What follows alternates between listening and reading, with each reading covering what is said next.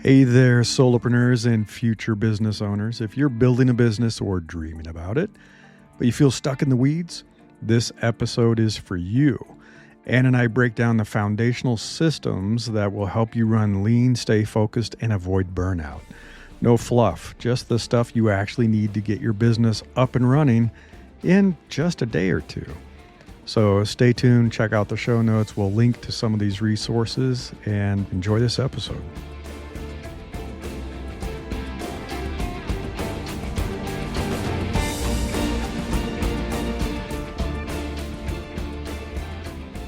Cornett, and this is Invincible Solopreneurs. Hey, Anna. Hey. Are you safe from the volcano? Let's start with that. First of all, I don't think there's enough virgins in this country. We could just throttle them into the volcano. So we're just trying to find any able-bodied person at this point to stop the ash. Oh my God. A friend of mine sent me like photos. I'll have to share it so that everybody can see, but it's like big ash like into the air. You know what I mean?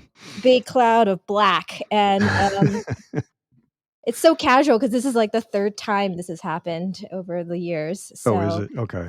Yeah. It's actually it's a nice national park when you can walk up there. You know, you can see the volcano and all that. But now it's super close. No mind dying. Yeah. And everywhere in that area is smelling of sulfur. And so they were like, it was kind of expected. We've been smelling sulfur for the last 3 months. So. That's a little clue, or else Lucifer's around. I don't know. You never know. Although I think that's probably in the U.S. right now.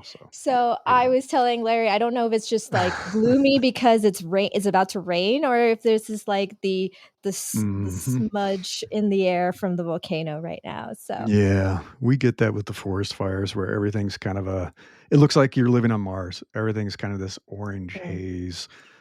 It's your lungs love it. Yeah, I'll tell you right now. That's really fun. Real healthy. Yeah. Speaking of healthy, nice segue. Speaking of healthy, how about all the stress that goes along with starting up a new business? Yeah. That's what we're going to talk about today. Yeah, Larry and I were talking about how he had to recently help somebody start a business, like down from like doing the LLC, I imagine, and the bank accounts and all the other stuff. So we thought this was going to be a good episode today. Starting with like, I know a couple of entrepreneurs that always kind of stress out on the branding and the name and stuff like that in the very beginning. The colors or like, you know, the website design and stuff like that, or the branding. But I think what we should do as like the first step in this conversation is really talk about like how to verify your idea. I think being able to make sales is more important than understanding color theory. So that's right. Oh yeah. I think so the first thing is, you know, what is your expertise, right? Sometimes people come from like a 30-year background and they just want to start their own business. They don't want to be a part of a company. Other times they want to kind of completely transition out of what they're currently doing into something else. So there's two types of people. I think the person that has like the experience and industry know-how has an easier time transitioning and validating their product idea compared to maybe somebody who is a little more green in the industry. So I don't know. I've been talking so much. So it's your turn to talk, Larry, about how to validate the idea to make sure that what you're getting to business actually is something that people want, right? Right. Yeah, we've talked about this in the past where you're kind of looking at this intersection of what you're good at doing and know how to do, what you enjoy doing, because why start a business if you hate it? but people do that. They're like, I'm going to do this. It's like, do you like doing accounting? No, I hate it. Then why are you doing this? It's like, don't do this. And then there's what people need, which is important. And then the other kind of facet is what will they pay for? So that's kind of the tricky part, is that there are things that people want and need, but then when you ask them to pay for it, they're like, oh, I don't know if I want to pay for that or pay that much for it. So you have to find that intersection of all those things. And it's a lot easier, as you mentioned, if it's something you've already been doing for your career for a long time, then it's like, okay, I'm going to do it for myself now, but I got to figure out the sales side and all that kind of stuff. If it's completely new, you got to learn about it, and you better make Mhm. sure you can do it. We were kinda joking around before we started. We know all too many people who are like, "You know what? I'm gonna quit my job. I'm gonna open a bar. Yeah. I wanna open a bar in Mexico or Costa Rica." Yeah. And So many you of those ask if they've types. done it, they're like, "No, I have no experience at all." Yeah. It's like, Yeah. I don't know if it's such a good idea." I think research is really important in this process, which is not sexy at all. But yeah, Sure. Yeah. understanding kind of the demographics is really important. Like so many times, I had a client in cybersecurity field, and it was venture backed. So you think it's going pretty well, but when it got to Mhm, the mhm. brass tacks of actually talking to the I guess vendors or the people who would want to buy Sure. the Yeah. software, it became real apparent real quick that they did not want this. Like it was like, oh, can it do this? Because if it can do this, that we would buy it instantly. And we're like, no, it's actually kind of like this. Yeah, And they're like, sorry. well, that's like useless. Like, why would we? But by Right, that right. point, when I had got in for the marketing piece of it or the marketing content strategy piece of it, they had been, I don't know, 2 years venture backed. And now they were Oh, like, they built the wow. product, Okay. they built the product and it's ready to go. Now they have the marketing people to try and market and sell this. Yeah, And it's like, did anybody talk to anybody before they built this thing? Because nobody right. wants to Yeah, buy it. yeah. So this is, I think, genuinely why so many startups fail within 2 years. And it's because they just didn't do Mhm. the legwork initially needed to build the thing or Right. validate the Yeah. idea. So, how do we go about validating the idea? I think the biggest thing is just going out and talking to people. There are Yep. A lot of surveys. conversations. Yeah. I think it's like Survey Monkey that you can at and pay Sure. basically Yeah. get the Even Google target demo. Forms. Yeah. Uh-huh. So you can find like subsets of people who are already in the industry Mhm. and have them fill out a survey to kind of get the pulse on the industry. There's Google Forms. There's also going into Reddit forums, which it's better to have face to face. But if you're like Mhm. not Sure. even ready to like pay for the idea to get validated, going into Reddit or even Google search can help give you clues of where the market is kind of trending and if this is viable. Right. Yeah. Yeah, there's a course that, another entrepreneur and I are putting together, Tim Yao, and what we started with was conversations. So we said, "Hey, book a call with us. We just wanna talk with you about your struggles with your career, what's important, what kind of a course would be helpful for you," before we started building this thing. Mhm. Because you don't wanna build it like you were talking about the cybersecurity firm. It's like you build it and say, "Okay, once we have it, they'll come and they'll sign up." It's like, they might not, and a Yeah. lot of businesses do that. So a lot of conversations, a lot of validation. You can do it pretty cheaply. Like, I think the first time I started coaching, I don't think I had a website. I don't think I had anything. I Mhm. had just been kinda talking about it. I think I did a post on LinkedIn. So my I mean, validation was, "I'm gonna do this." And somebody reached out and said, "Hey, can I hire you to coach me?" It's like, "Well, I'm gonna have my first client before I even spend a dime on this business," which is that's great. ideal. I mean, that's what happened to me. I was a content marketer for about over 10 years at that point. And having experienced burnout back in 2019 and then Mm, trying mhm. to stumble my way through it, I ran into another entrepreneur. We had coffee, and basically it was like a 2-hour rant about how he hates his business and he hates everything about his business. He hates the people in his business. He just basically That's pure a good hate. sign. And he basically like the whole thing at the end was like, I want to sell my like just not even sell it. I want to just close it. Like screw my money income, right? And Right, like live in right. a cave, right? Like that was basically where he was at. And through my own I could recognize all the signs of burnout by that point. So I was like, hey, Mhm. why don't I just like why don't you test this out with me? Like, I don't think it's that dire. Like, we can actually fix it based on what I've gone through. And we did it, and he loved it. And then he recommended me to a bunch of other Right. people. Yeah, So, that's great. I that was not even a business idea that I was even thinking about. I just wanted to Sure. Mhm. help a buddy. So, ideally, that's how it should work in the entrepreneurial journey is like getting that testimonial initially before you even Mhm. have a website. Um, and validating that idea, making sure people are there to pay for it. And keep in Right. mind that Yeah. cybersecurity story, like all those senior execs and guys that did it, I mean, they got funding because they were well known in the industry. right? Yeah. And two, like they were also cybersecurity people. So it's like everybody has this flaw of like they'll build it and then they'll come. So it's just because you're 30 years in the business doesn't mean you're immune to something Mm-mm. that happened with that cybersecurity guy. So, Yeah, absolutely. No, it's interesting how many good businesses happen, I think, because people are demanding this from you and kinda asking for the product, asking for the service, and you've been doing it. Like in my case, I had been doing, quote, "career coaching" for, like, 10, 15 years just for free, helping people out over lunch and stuff, and then it's like, "Wow, there's demand here. Maybe I could just flip this into a business." mhm. But it's super easy to do that, to find out, do they want to pay you for this service? Because there's a lot of stuff you could do that's not necessarily validated. I've seen an extreme example of this where they built a product page, and rather than even saying sign up to be notified, it said buy it. So they Mhm. had the product, they had the pricing. So they were testing product, description, marketing, features, price, and people that clicked buy it, it said, okay, it's not in stock yet. So we'll put you on a wait list to get notified. Oh. So that was like a super strong signal. It's like not only did they, oh, I might buy this, it was like they thought they were buying it. So I don't know if you want to annoy people that much, but you can put stuff up and get a pretty strong signal of saying, do you want to sign up for this? Would you like to be notified when it's available? Kickstarter does this all the time with stuff, right? It's like, hey, do you want to donate to this and get the product when it's ready? I bought a fantastic grill that way. It's a proven model. So it's an easy way, a very cheap, and sometimes you could even do it free to Yep. set up something and get Yeah. interest, see if they want it. Free is the best way. Like, really, if you could do it for free, like, if Mhm. try to put on that, like, cheap hat and see how can I get my first client Yeah, for free?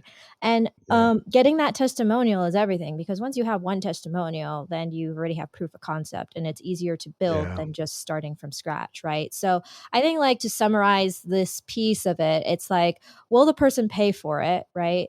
If the answer is yes, then sometimes it's a little too generic. So maybe niching down a little bit into a Sure. Yeah. specialization could help define like will they actually pay for it, and then how much will people pay for it? So that again, Right. that's Yeah. testing and validating, and then get testimonials for it. So um, Mhm.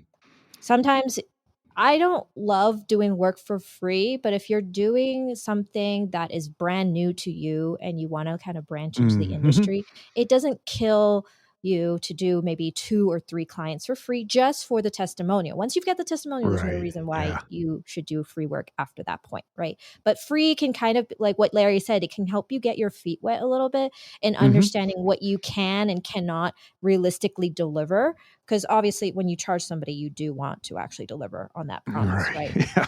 Yeah. Yeah. um and yeah, I think then we can transition into the setup phase, which Yeah. Larry just did. I So just I'm did it gonna, like a few days ago. Yeah. yeah, it's been a minute since I've done it, but I think the biggest thing is to not stress out over the name in the beginning. Sure. Yeah. um Yeah. the name, like your LLC can just have whatever name. It can have your last name, it can have your first Mhm. or Yeah. whatever, or it can have a made up name. Like my company LLC is a made up name. So it's a little more ambiguous, Yeah. Yeah. ambiguous, Ambiguous. Yeah. ambiguous. I speak 2 languages. Bear with me. And so that that way if you decide to pivot or change audiences, it's not like stuck into Right.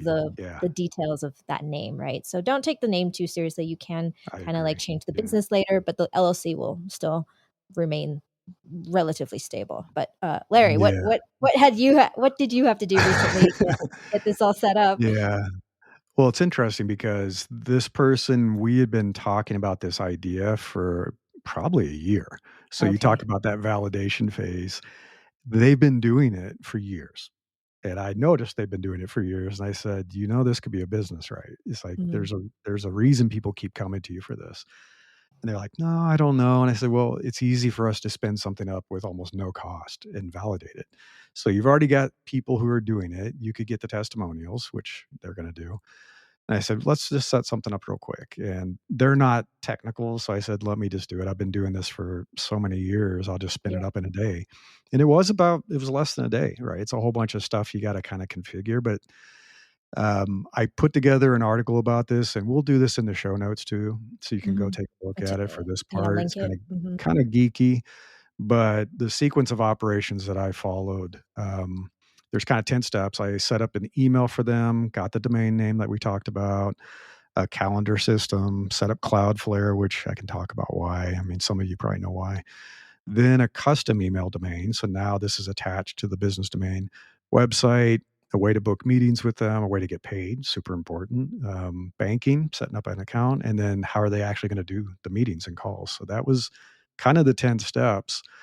The email, I link this and I'm kind of a fan of this now. It's set up through Proton. So Proton Mail, if you go to proton.me, you can set up an email address. Obviously, it comes with setting up the account. Make it something that's associated with your business, whatever you want to call it. You can call it whatever, like Miller Consulting. At Yeah. proton.me. Buy a plan that gives you at least one custom email address. So that's the reason I went through this. And I've used so many others over the years. I've used Yeah. Google, I've used Rackspace. There's various reasons I've abandoned those, and now I'm using Proton, which is kind of nice. So it's a company that's outside of the US, which is one reason it's kind of nice. Um, so I got that set up, and then I use that new email address to then sign up and get a domain name. So I'm trying to basically create an entirely separate set of systems that are all about the business. I don't want them using their personal email and their personal bank account and their personal phone number for a business. It's like, don't do that. It doesn't look professional. You Mhm. don't want clients calling your personal phone, all that kind of stuff. So I set up the domain name. And again, like Anna said, it's like, okay, this may change in the future. Who cares? It's like, let's just pick something, get you started. Companies change branding all the time. Don't worry about it. Don't stress about it. Pick something reasonable. When I created my LLC, Brilliant Forge, I was like, I want to do something that's generic enough. It could mean anything. Yeah. It could be setting up businesses. It could be setting up a consulting thing. It could be setting up, who knows? It's just Yeah. about the act of creating stuff, which I knew would be something along those lines. And so that's kind of a holding company for everything that I do. Um, then I set up a calendar. And unfortunately, as much as I tried not to use Google for everything, every other service kind of leans into Google Calendar for Yeah. its integration. So it's like, okay, it's free. Set up a Google Calendar, have that ready so you can integrate it later. So I mentioned Cloudflare. I like Cloudflare because you can use that to manage your DNS settings and to get better performance and caching, and they protect you from attacks. There's a free account, which I've been using for a ton of my websites, which already gives you better performance and security. You can pay for a paid version, even better performance and security. So I use Cloudflare and set that up. And then you have to point your DNS records to that, right? From wherever you're hosting your domain name. So now you can go in and customize it. And now is when I set up the custom email. So I Mhm. use their business domain and I use the MX records in Cloudflare and set up a custom email and validated. This is important, folks. Before you start using these emails to do stuff like sign up for a bank account, make sure it works, like test, send, and receive, Oh, make sure yeah. it's working. Yeah, yeah. Somebody that did this and they're like, I can't get the email. And I just signed up for 5 services. Like, you didn't test that first. Like, Yeah. make I'm sure. always sending emails to myself just in Oh, case. I have so many of those. So I got that up and running. So now they have a very professional looking email address from their business, right? It's not just at Gmail or whatever. Then I set up a basic website through Card, which is super cheap, super easy. Go check out the pricing. It's insane. CARRD.co. Got that up and running just in a few minutes. It's like, here you go. Here's a template. They can sign up. It's all pretty easy to set up the photos and all the messaging you want. Set up meeting booking stuff, and I use TidyCal. I know a lot of people use Calendly.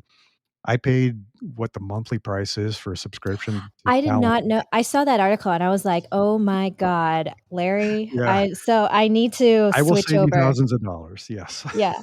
I need to switch over because I did not know that even existed. Oop. Isn't it crazy? It's Yeah. through AppSumo, Noah Kagan's company. Yeah, yeah, I he's great. I was like, I don't know, and you can try a free there's a trial version, and I tried it, and I said, "Is it as feature rich as Calendly? No, but I don't have a big team, it's just me." And so I set it up. I've been using it for years, and it's like, wow, I paid, I think, 29 bucks once for lifetime. And I get the Yeah. updates, and I can build all kinds of, like, free and paid meetings, which is fantastic. Yeah, check out So does it TidyCal, it's do it pretty just amazing. just a personal question, does it Yeah, do, payment integration into the calendar so that yeah. okay, yeah, because I Yeah, have to pay you can extra or like integrate a Stripe or PayPal, both, whichever one you prefer. yeah, They might have yeah, another one because too, I'm not sure, but I the use old Stripe. pricing for Calendly no longer includes that in the basic model, I you have to go to know. the advanced, but I'm Yeah. still on the basic model, so I'm still that's why I've been, like, holding on to it, but I did not realize that there was that, Yeah, so play with TidyCal. I can't remember how long you can kick the tires on it, but go try it out and see what you think. yeah. But integrating Stripe was super easy, and so now I have paid meetings, right? And you can set up whatever you want it to be, you name it. You can set up different pricing for different meetings. Payments, yeah, figure out what you wanna use. I've used Stripe, PayPal, bank transfers, Venmo, whatever works for you, but usually if you're looking at integration into websites, Stripe and PayPal kinda dominate in that space. That's just the way it is, unfortunately. Yeah, Banking Oh, go ahead. if you're in a third world country, you might not have access to Stripe. Right, yeah, Stripe is slowly through lemon squeezy. They acquired those guys. They're starting to reach into other markets now. I think that's why they Mhm. acquired them. Yeah, Um, so you but might have yeah. to travel or go to a different like Estonia, I haven't looked into it in a while, but Estonia allows you to have, like, Stripe and stuff. So sometimes, Oh, interesting. Okay. what I know from my, like, friends, they have to go, create an account or, like, a LLC equivalent in Estonia in order for them Mm. to get the Stripe account and then get paid through Oh. that way. Oh, All the yeah, third things. world like, Americans have no idea how easy it is to do any kind of That's banking true, or that's business. true. It's, like, the most easy Yeah. thing in the world when we're yeah, so, some of us have to do it through, like, either Panama or other means. Because Costa Rica, like I remember I was trying to pay this was a while ago, to be fair, but I was trying to pay an employee here in Costa Rica, and, like, I couldn't do it because the banking system was offline, and this Mm. was, like, a Oh, normal wow. Thursday, and so they were like, "Yeah, just come back tomorrow." And I'm like, "I have to pay people, dude. Like, I can't just come back tomorrow." Like, and so, yeah. And then you Yeah, have to tell yeah, your employees, like, "Hey, I can't pay you today because the banking system is down." They're like, "I have bills to pay." And I'm like, "I know." Like, so this is a very normal thing to do in Latin America, just the banking not being available. So, yeah, yeah, do your research because not every service is available everywhere. That's true. yeah. Yeah. They're kind of different places. And then banking, just setting up a separate bank account, so that you don't try to blend personal and business. That's a nightmare for Mhm. accounting and tax purposes. So just set up a separate bank account. And then finally, just using something like Zoom or Google Meet or whatever you like to use so you can do the calls. So you could do audio only calls on your phone, which this person wants to do. And I Yeah. said, "You're gonna love me later. Do not give a client your personal phone number. Don't do that." No. Because I've had that happen, and they start texting you at midnight on Friday and all this stuff. It's like, Mhm. no. So set up something like Zoom or Google Meet, whatever you prefer. But that was kind of the basic 10-step framework, and so it's up and running. They Yeah. can get calls, it shows up on their calendar, on their phone, on their laptop, wherever they are, because it's all kinda easy to access. Oh, I should have mentioned at the beginning, I also set them up with 1Password. So, Okay, a yeah. password manager, oh my god, it's gonna You make need your it. life so You much need it in this easier. day and age. I could go on Yeah, a side tangent about the importance of cybersecurity. I think a lot of techie business people don't really see the importance of it, but the right. reason let Yeah. me just go on my soapbox Yeah, for, like, please 3 do. seconds. But the reason why Larry put a DNS for with Cloudflare, it's to protect you from these attacks. Like, I Right. read a recent survey study that said, like, 50% of traffic is actually bot related, and they Yep. sometimes, Yep. I would imagine it's more. I cannot believe it's only 50% just by It the depends, like, WordPress advance of sites get AI. hit even harder. Yeah, Oh, it's yeah. pretty bad. So, but they were saying basically 50% of site traffic are bots, and, like, only 18% of that is, like, good bots, which is, like, bots that cache Right, it and yeah, stuff like that, like Google and the search, rest yeah, and the rest are malicious because they basically go in, find any vulnerabilities, and then mhm, attack you. So, yep, small businesses making under, let's say, 100K are the most vulnerable in these attacks, and they also get the most like, these hackers get the most money out of these businesses mhm, because of these reasons, like they're using the same password for everything, like um and a lot of times when a business gets hacked, they have no way of recovering because their bank accounts get emptied, their business Yeah, gets shut yeah. down, etc., etc. So just doing things like two-step authentication, having different Super passwords, important. Yes. having different passwords for things, um, yeah, like one pass, and also being able to do the DNS stuff is actually really, really important because small businesses are the ones that get attacked the most, not Right. Bank of Yeah. America, not, Yeah, all exactly. these big Yeah, it's the small companies. ones. Mhm. 'Cause I don't think So people realize what some of these attacks are. So they're like, "Well, I don't have anything of value. Why would they attack my website?" Well, what I have seen them do, they did it to one of my WordPress sites before I got savvy about this stuff, is they injected code and they put up a page to have people do fake e-commerce shopping, and they were directing traffic to a reputable, URL, which I had, Mhm, and it hadn't been blacklisted, and they were stealing people's credit cards. mhm, And so I got blacklisted. My domain got blacklisted, and therefore I got taken out of Google search. It damaged me like crazy. So that's the mhm. kind of stuff they do is they put sneaky stuff on your website that you can't see, and now you're a host for that. So it's important. It's important to protect yourself. Yeah, and I mean, just a little, like, an ounce of good is, like, so much more protection, so you don't have to be, like, a cybersecurity nerd like I am, No. but, Yeah. just doing the basics of, like, having a different password changes the game for so many because so many people just Yeah. don't do that at Yeah. all, so The two-factor authentication helps a lot. yeah. That helps a Yeah. lot. So that's important to do, and you can do that for all these services usually. If they don't, that's not so great. I don't like services that don't let me do that. Yeah. But yeah, that was basically it. So they're up and running, and now they can start marketing, and they get the testimonials and start doing calls, and away they are going. So, and nothing's Yeah. permanent. You can keep tweaking it. I tweak my stuff all the time. And Larry did write an article on this, so we'll link it in the show notes because I know that was a lot of information, but he did do Yeah, yeah, yeah. a fancy little step by step on his article in Substack. So I think the next piece that we should really highlight are kind of like the money mindset stuff when you Yeah, are yeah. charging, because I've noticed this perhaps more with women than men, but they have like a sense of guilt for maybe charging too much or Yeah. Yeah. I ran into that with this client. Yeah. They're like, uh-huh. "Oh, I don't here's what I wanna charge." I was like, "Are you kidding me? Yeah. Do you know how much people charge for this?" I said, "Go do some research. Yeah. You could charge a lot more." Uh-huh. Unfortunately, I've met a bunch. I mean, it's all over. I've met a bunch of people who charge undercharge, right? And I Yeah. just see that there's more perhaps, or at least it's more talked about among female entrepreneurs versus the male entrepreneurs, but definitely let's charging for because of feeling guilty that somebody's going to pay Mhm. them for the Yeah, service. yeah. And I think it's like an important mental shift from like employee to freelancer, that this is a valued service that people are willing to Exactly. pay, and this is like Yeah. the market wants to pay for this, right? And if anything, I mean, the conversation of how to charge even more is like a different conversation, that's a little Mhm. more advanced, but you deserve to get paid for the work that you do, right? And as an entrepreneur, your income is going to be a bit unpredictable. So even having like these spikes of payment is going to be pretty good when for the slow months too. So Yeah. you have to think about, it's not just this one client. You might have, you in the beginning, especially, you might go months without having a client or a buyer come through. So it's important that you are able to A, sustain yourself, B, charge what you're worth, and C, have a little bit of cushion left over to Mhm. pad yourself during the slower months, right? Exactly. Yeah.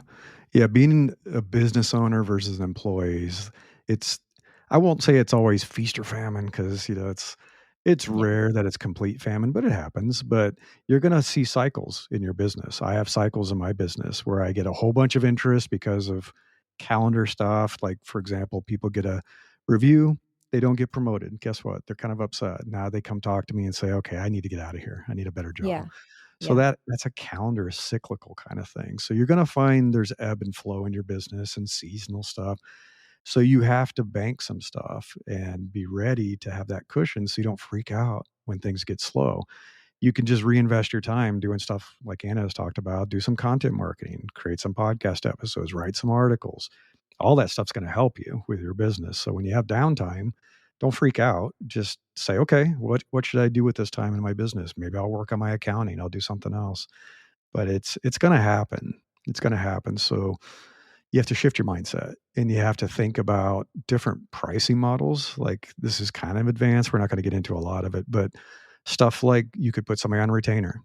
So it's like, Mhm. hey, here's the fee. I'll be available monthly. And now you have sustained revenue coming in and you can breathe a little bit. It's like, okay. And I introduced somebody recently to this package model that I've been using forever. So it's like, if you want a one off, here's the cost. But if you buy a 5 pack, I'll give you a discount because, hey, Mhm. you're being loyal to my business. I'm going to reward you. It's good for you. It's good for me. So a lot of these things can actually help a lot with your deal flow and your income flow. Yeah, for for pricing, I've noticed that it can be very emotional and it can also be tied to like your Sure. Yeah. self-worth and stuff like that. So I've helped clients kind of detach from this, put in frameworks to help them see the value in Hmm. their pricing.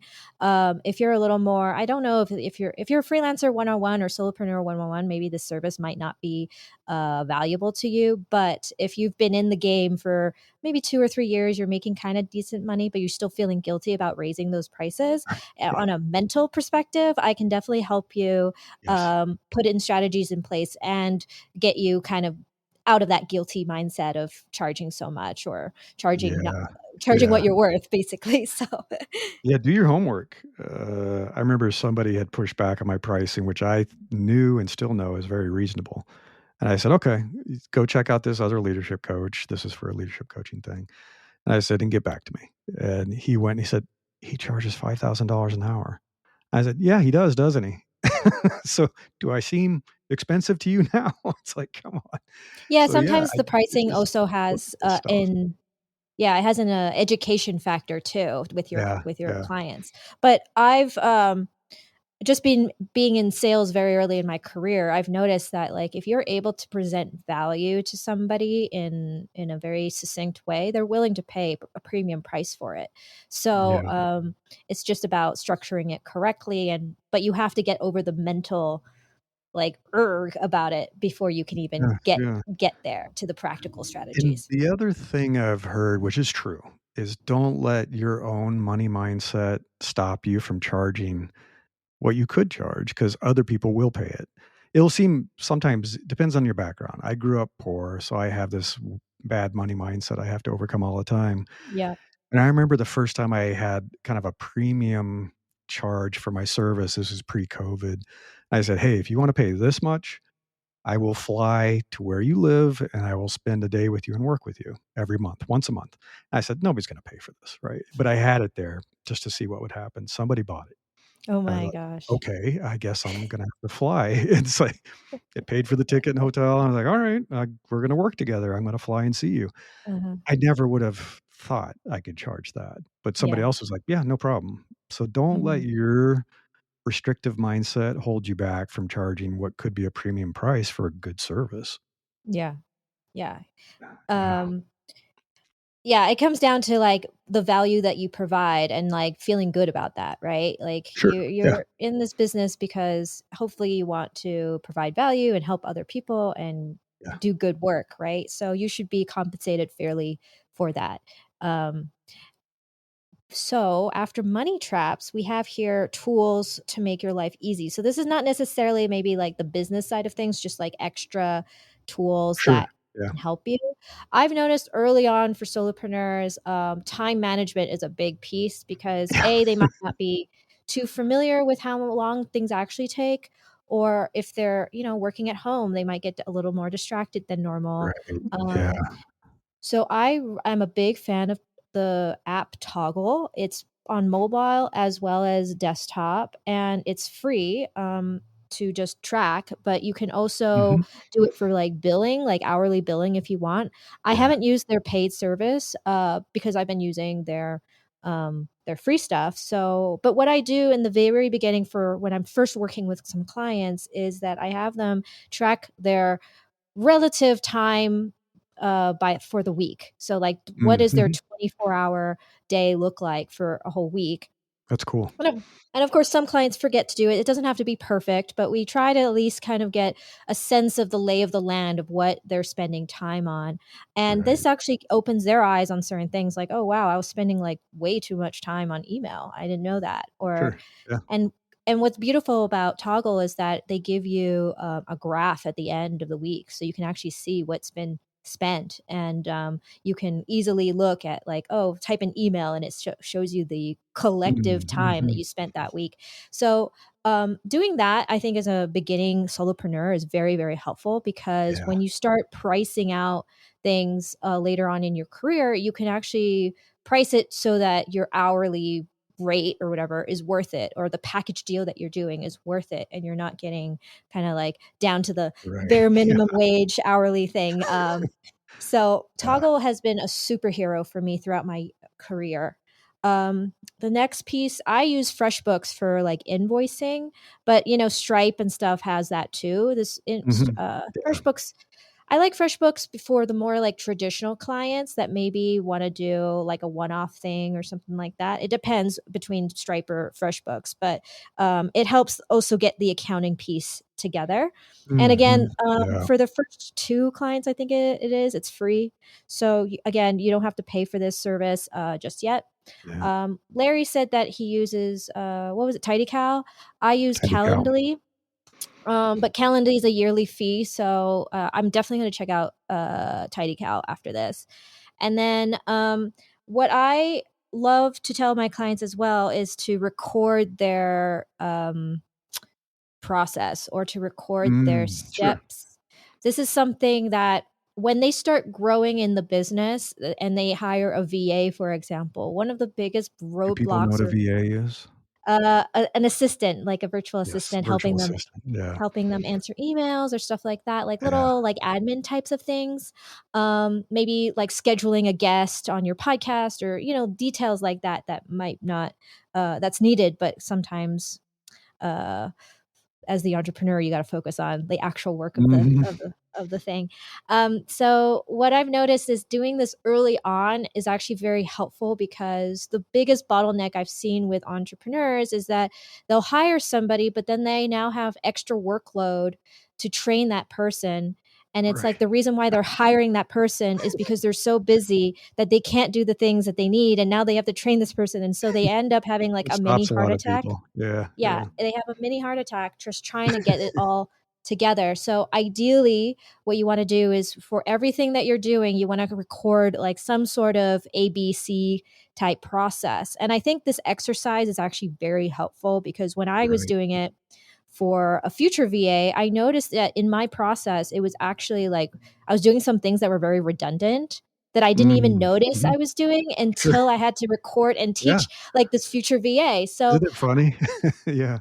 I think like if you're, I don't know, maybe 6 to a year into the business and you're getting like like a little bit of traction, not like amazing traction, but enough traction to be sitting down and recording like tutorials, even though those tutorials might be a little outdated in the future, at least there's something that they can reference Mhm. and understand. That also helps you kind of refine your process too, because now you have to explain Right. it to somebody else. And it's actually a good teaching moment for you as well. Absolutely. So Yeah. I think around, I'd say 6 months, but it's probably around like a year mark is when you should start Yeah, I think so. Yeah. recording some sort of strategies. And also don't do it for like an hour. Don't do an hour long tutorial. Do it in blocks of 10 to 15 minutes Yeah, little because tasks. Yeah. if you do it over an hour and that like only one piece of that video is redundant, now you have to like refilm the whole thing. So it's easier to like switch out the pieces, I guess, if you do 10 to Mhm. 15-minute intervals or step by step.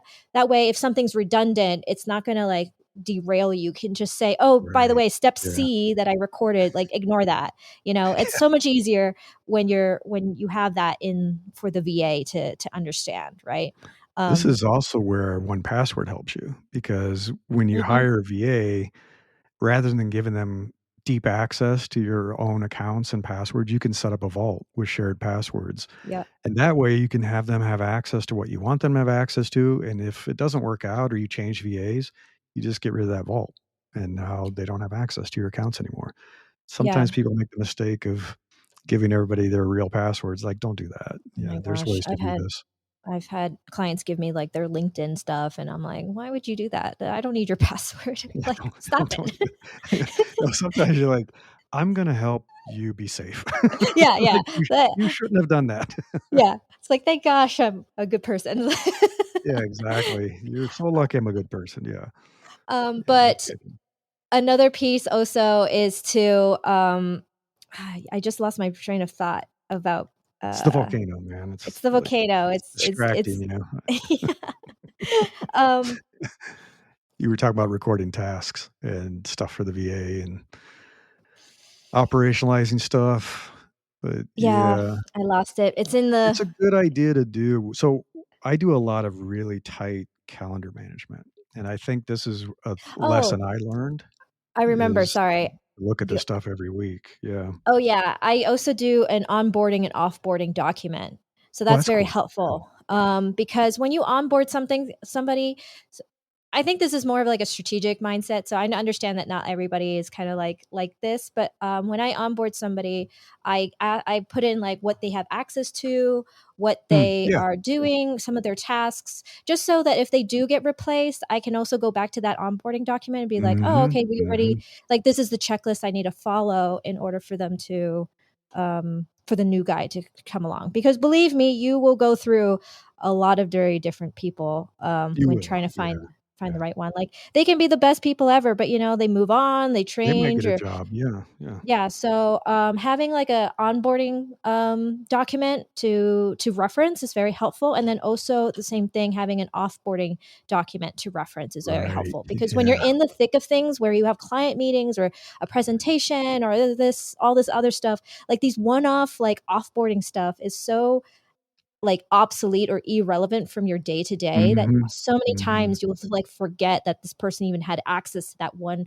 obscure whatever, right? And so Right. getting them off that, Yeah. just having a little checklist and you can create it as you go. So it's like, oh, I onboarded this person. This is what they have access to, or this is what we talked about. Like little Mhm, notes there is mhm. very helpful. Yeah, I kinda just touched on this, but this is one lesson I wish I had learned earlier in my business, and it took me some time. But as a new business owner, I really only accounted in my calendar for work I was doing for clients, like the Mm, client work and production and all the stuff I had to do, and I was, like, packing my schedule full, and then I had 0 time to do my accounting, my invoicing, my tax yeah. prep, my marketing, and so I shifted over the years to say, I have to have dedicated time to do this stuff. I need a dedicated marketing time, accounting time. I set up time every Friday, just like I got to sit down and just think about my business. How do I streamline things? How do I improve things? Are there new opportunities? If you don't schedule it, it won't happen because you just have so much else going on in your life. But that's my one big tip for you is make time every week to work on stuff for your business, not just stuff for clients. Yeah, I do that on either on Sunday or Monday. I do this like trending check where I check like the trends of what's Oh, yeah, happening that's cool. Yeah. and that helps create relevance in the conversations that I'm having with my Mhm. clients. And also I can create content around sort of the hot topics or hot word Yeah, that buzzwords helps.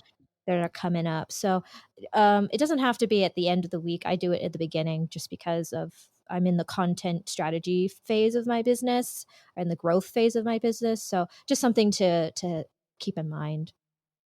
And then Wow, um, I cool. think the final thing or tool that I would recommend, even though this is more of like a nice to have, it's like a little dessert for me, which is to journal.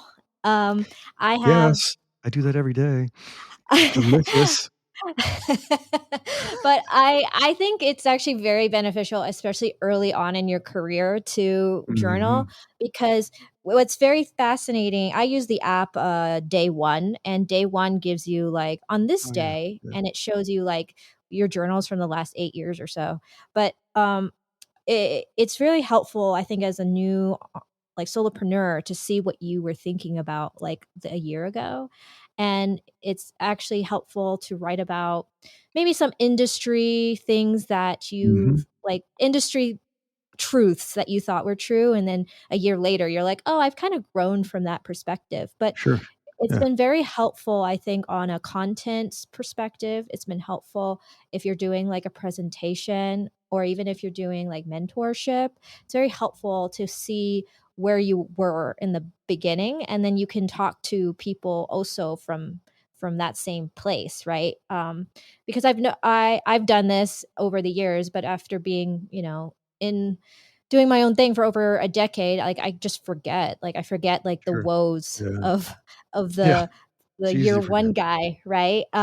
But because I have my journal entries and from like back in 2014, I'm still able to understand like, oh, these are still some insecurities that it can't just be me Mhm. during that time. And you can talk a lot about that or bring it to the fold in the work that you do. Like if you're a programmer, for example, and you're journaling for the first year of being a freelance programmer, you can talk on some of the insecurities you might had 3 years from Sure. now. Yeah. So that's just a little. It's a nice to have. It makes your life easier, I think, if you were to get more senior into it and Mhm. wanna do Mhm. like presentations or do like talks and those types of things. It's very helpful to have that data set. Yeah. I second that. I journal every morning when I have my coffee, and I try to do, like, what are trends that are happening? How do I think it's gonna change everything I'm doing? How do I think it's gonna change the world, my clients, brainstorming ideas for my business. And these to-do things that are always kinda spinning in my head, and so sometimes I'll forget them, a lot of times they stress me out, but if I write them down, I don't forget them, and they stop stressing me out, and then I can sit down on Friday and go through my notes and say, "Oh, yeah, I need to change that website. Oh, yeah, I need to ping that guy. Oh, yeah, I need to do this." Super helpful, because it's just there's a lot of stuff gonna be going on in your brain as you're thinking and becoming more creative building this business. It helps to jot it all down, come back to it later. It's pretty cool.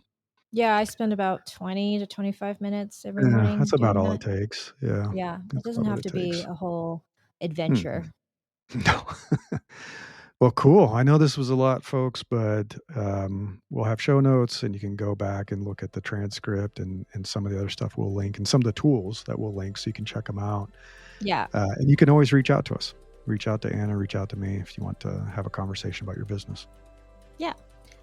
Thanks, Larry. And yeah, if you guys have any questions, like Larry said, reach out and we could either answer and or do a podcast episode on it. So Exactly. Perfect. If Anna survives the volcano, so we'll if see. I survive, I might be thrown in. We'll see. Right. And on that note, folks, take care. Bye. Until next time, I wish you the best of luck with building the business of your dreams.